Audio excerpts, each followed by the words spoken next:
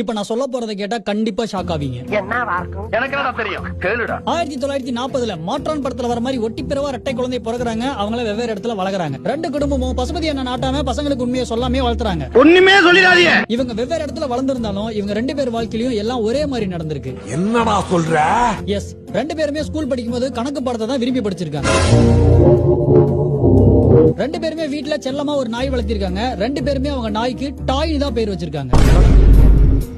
ரெண்டு பேருமே படிச்சு முடிச்சிட்டு செக்யூரிட்டி ஃபோர்ஸ் வேலையில தான் சேர்ந்திருக்காங்க. என்ன பிரமாதம், இது விட பெசலைட் ஒண்ணு இருக்கு. ஆமா, இவங்க ரெண்டு பேரோட மனைவி பேரு லிண்டா. இவங்க ரெண்டு பேருக்குமே ஒரே குழந்தை, அதுவும் ஆண் குழந்தை. ரெண்டு பேருமே அவங்களுடைய ஆண் குழந்தைக்கு ஜேம்ஸ் ஆலன் அப்படின்ற பேர் தான் வச்சிருக்காங்க. ரெண்டு பேருமே அவங்களுடைய முதல் மனைவியை டைவர்ஸ் பண்ணிட்டு ரெண்டாவது கல்யாணம் பண்ணாங்க. ரெண்டாவது கல்யாணம் பண்ண இவங்க ரெண்டு பேரோட மனைவி பேருமே பெட்டி.